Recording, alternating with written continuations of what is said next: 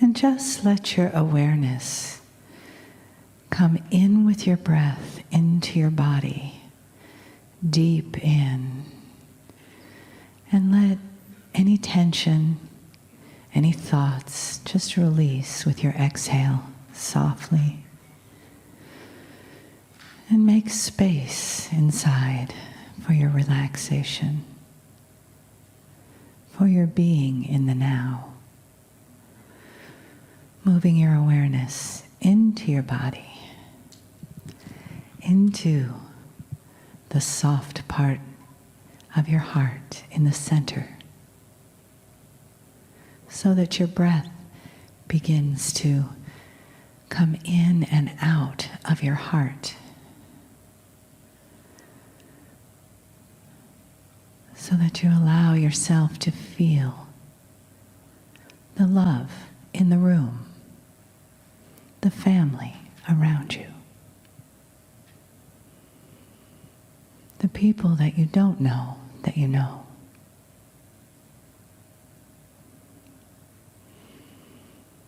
Letting yourself just be relaxed, receptive,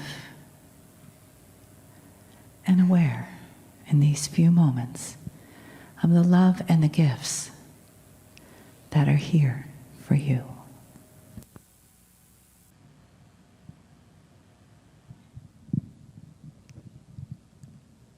Greetings, dear ones. I'm Kryon of Magnetic Service.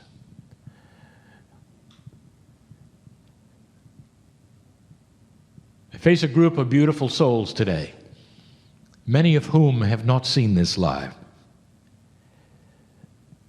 And so I say some of the same things I always do. You notice that the space between the introduction and the channeling is short. That there's no preparation for the cellular structure to receive the higher self and me, like it has been in the past. And there are those who would say that it needs to be so, not understanding what has happened with my partner. I'll say it yet again, a meld has taken place where there does not have to be a yin and a yang. One is human, one is spiritual. The meld is that spirit wants to be closer to your consciousness. The higher self wants to build a bridge to your innate. All of these things, so that you might carry around the ability to move into a state of awareness instantly and out again. In the past, your own cellular structure carried an energy, an old one, which was far lower than the potential is today. And in that past, it was necessary for a human being to prepare themselves very carefully to receive that which you are looking at today. Channeling must be discerned in its validity. If you've come and you don't believe it, and you're folding your arms and you're looking at this today, you'll say, nothing has changed, it's the man in the chair. If you're one who discerns energy and sees things with quantum eyes, which most old souls can, you'll know the energy has shifted. You'll hear truth because it is compassionate, because it is caring, because it never asks you to do things you wouldn't normally do, because it resounds with the feeling of family. The truth is that your cellular structure is now so much more able to carry a higher vibration than ever before. For decades, for eons, you have slogged through a situation where the dark and the light on the planet was different than it is today.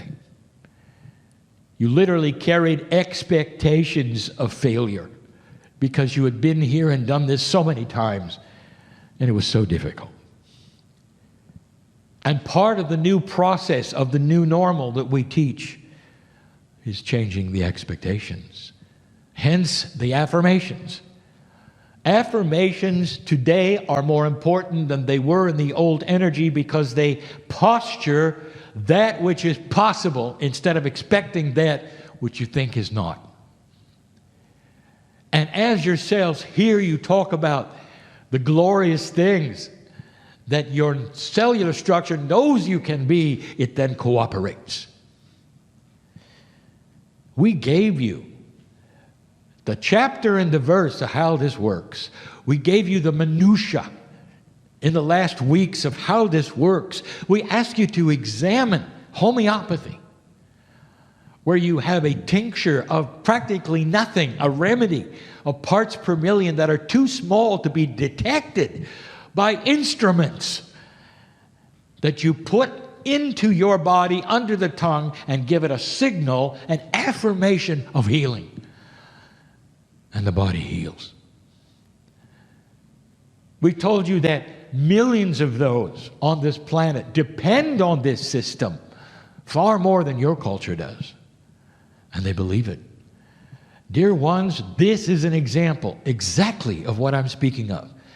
Think of the homeopathy cure, the remedy, the tincture, as an affirmation for the body. It's chemical. Yours is verbal. Starting to show and tell the cells of your body that you are beyond what it used to be. And part of that beyondness is a meld with spirit that means that you can flip back and forth into the most profound spiritual information of your life.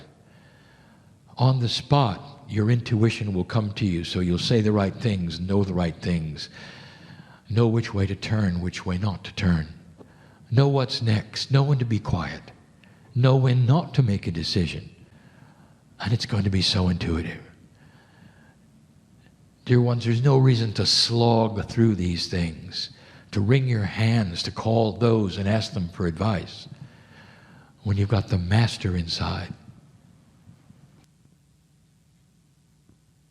This is what's taught today, and I'm not the only one to teach it.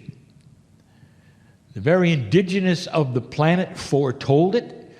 A higher consciousness after the precession of the equinoxes, they even gave you the number of years you had where it would be enhanced. All of these things are being taught. It is the reason I'm here, to tell you about a planet that is different, but a human who is really different. There's some other things we'd like you to put together. Do you know what the human Merkaba is? Merkaba. The Hebrew terminology, which means to ride, derived from the ascension of Elijah. It is a description of an enormous field that is sacred and invisible around each of you, filled with information, beauty, energy. It has been studied in the patterning of it, the sacred geometry of it. Those who can see it and draw it know what it contains. It's 8 meters wide, 26 feet. And it means that each of you are sitting in the other's Merkaba. Now, if that is true, there is an interface of everyone to everyone in this room. And it's physical. That means you're connected. On a linear scale, you might want to draw a line from you to every other human in the room, including the man in the chair. Now, if that's so, let me ask you, do you understand how synchronicity might work?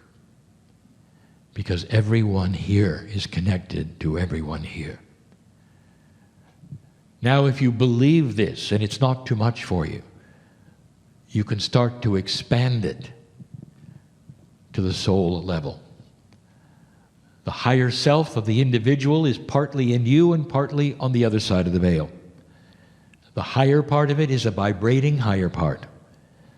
It is the peace of God inside you. And if it is true that part of it is on the other side of the veil, it means that it is resounding to every other human on the planet. Suddenly, the lines that you draw between you in this room, you must now draw to every other person on the planet. When something beautiful happens, you can celebrate it across the entire planet. When a sorrowful thing happens, you have the empathy and you feel it on the other side of the planet. The empathy for both positive and negative things on this planet is starting to grow exponentially, and that is why there'll come a time when you'll never kill another human on purpose. That's why we say you'll have the end of war, which is an old energy perception that is only a survival mode for an ancient time. That happens because of the connection, and that happens because the connection is being enhanced. There are still those of very low energy on the planet, still in survival mode, still trying to get their way, who have no concept of this empathy. And it's the empathy that will eventually wipe out those who don't understand it or have it at all. In other words, love will prevail. You are starting only to see that now. It is the beginning of a new era. The astrology you heard today pinpoints that. Let me give you another phrase. There's no more fence sitting. You're either with them or you're against them. Now, we're talking about the light of the planet, old soul. You wouldn't be in the room or listening to this unless you were with it. Understand that this army, if you want to call it that, of light, is growing also exponentially, and it doesn't necessarily those who believe in what you believe. We're talking about common sense. We're talking about decency. We're talking about love. And you don't have to be enlightened to know about love. That's what's happening. But your light on this planet right now is creating this. It's the engine for the rest of them. That's why you sit here. That's why you listen to these channels, because you can feel it. That's why perhaps you'll temper your words to be a little different than before, so as not to offend. To understand that whoever is standing in front of you, no matter what you disagree with or agree with, they are a creature just like you, with a soul that is made from love. You can talk to the ancients and say, how did they do it? They said, you look for God in everybody first. Your adversary comes at you, and the first thing you do is say, where is God inside? And it tempers what you say, how you say it. And I'll tell you something. No matter who it is who comes at you, will change because of it. Dear ones, this is the teaching past 2012. If you look hard enough, you'll find that teaching way before 2012. But nobody was listening like they are today. That's the difference. A planet whose ears, metaphorically, awareness metaphorically, are far, far greater than they ever were before. You see the things that are happening around the world and you cry for them.